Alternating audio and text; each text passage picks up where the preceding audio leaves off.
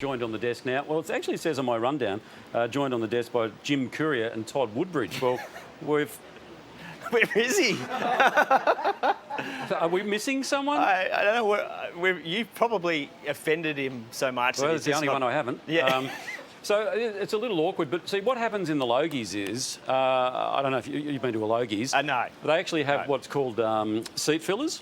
Oh. So it's just general public who come along, and because all the stars are out in the foyer doing their thing, drinking and whatnot, they just bring in seat fillers. So we need a... Well, Val, come in here.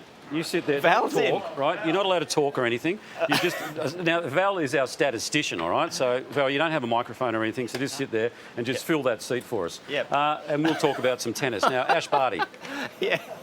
Last night. Val, what? No. He's not even here. No. He's just filling a seat, all right? Well, she was absolutely fantastic, TJ. I thought that was the first match that she's really been pressed, and what I really liked is at those key moments, they call them the pressure points, she was able to stand up and take control of the match.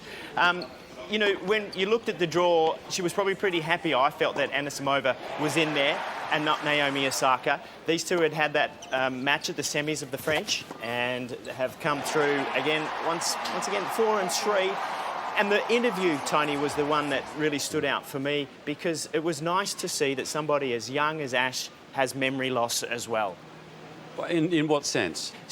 Her next opponent, Jessica Pegula, when Jim was talking to her, said, you know, you come up against her, and she said, yeah, I practiced with her a couple of times and it's all been pretty good. You know, I don't think I've ever played her. And he said, yes, you've already played her. And you beat her at the French, the one that you won. Yeah, that's right. Well, Val's our statistician, of course. What was that set up there? She lost in the first set? The match that Todd's talking about. Against Anisimova. Yeah. Yeah, she lost the first set and then was up down 3-love in the second as well, and then came back, reeled off 6 games in a row. Yep. And then got the job done. Anything else you want to ask him? Yeah. No, he knows it all. He does. Yeah. He does. Let's go to Madison Keys now, and also Paula Badosa, because this match in its own right is right up there, isn't it? Yeah, certainly. Well, Madison Keys, for me, is, I think, the best ball striker on the women's tour that has not won a major tournament. She got close to winning at US Open against Sloane Stephens, and it seems like there's the baggage, the heavy sand bags that have sat on the shoulder are gone from her. She seems to really be enjoying the tennis, and if she ends up playing the way she has, she is a real threat to go through to the rest of this tournament, because she's a lot like Lindsay Davenport, moves better than Lindsay, big serve, big ground strokes, and she can do a heck of a lot of damage. The other match, Jessica Pegula, which is one that we're really going to take a lot of notice of. I'm actually talking to Val like he's a panellist. Hey, that's harsh. Now, Val, you better degrading me. You better make the most of it, because I think the man himself has just popped into the corner. So answer the question. The question is, Jessica Pegula comes from a very famous background in American sport, doesn't she? Yeah, she does. Her dad owns the Buffalo Bills and also the Buffalo Sabres in the NHL, and of course the Bills 0-4 in Super Bowls, made 4 straight in 91 to 94 and lost them all. So hopefully for the Pegulas, they can go one better. Yeah, absolutely. And they're playing today, actually, the football team. Oh, sorry. Well, sorry, Val. I'm being demoted. No, I want him to stay. No, I want you to tell us a little bit. How did you get so skillful at all the stats and sitting in the desk and just talking like it's normal? I have no idea. Just uni degree. I should have gone to university. He's the only one with a degree on the desk, I think. Val, I hate to cut your career short. No, you stay.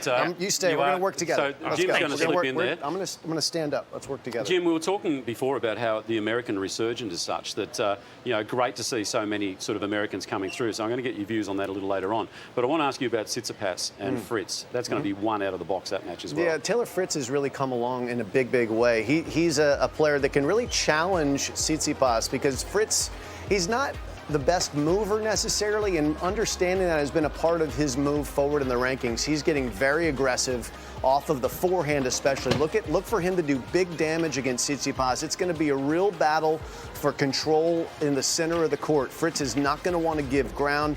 Steph is going to want to use his all-court sensibilities as best he can to get the match on his terms. But look, Fritz has that first strike power. He's a little bit like Madison Keys, actually, in a way that he's a clean ball striker off both sides, Teddy. and he can take the racket out of an opponent's hands, but he's much better when he's on the front foot. Do you agree, Val, or not so much? No, I do agree. 100%. Okay. Anything you say, Jim, on the money. You're going to lose your job here on the desk if you don't disagree. Let's take a look at the Amy player matchup, shall we? Val put this together himself anyway, but take us through it, Jim.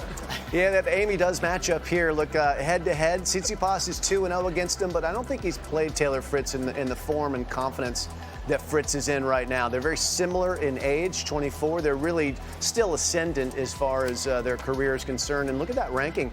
Taylor Fritz, I believe, in the live rankings, is now moving into the top 20 on the back of his results here.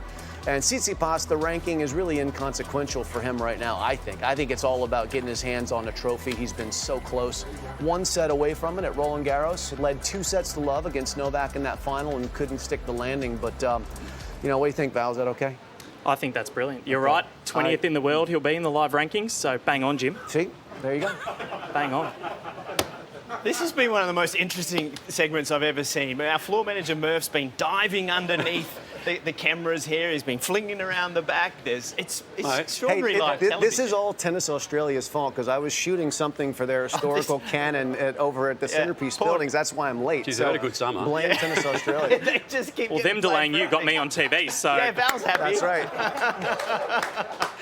All right. We're going to go to the break. And by the way, can I thank everyone for not making comment about Todd's jacket, which clearly hasn't been finished from the tailor. This is I like this summer. Have you still got those beige chinos on? I think so. All right, we're going to go to a break. Val, thanks very much. You're mate. very welcome, Tony.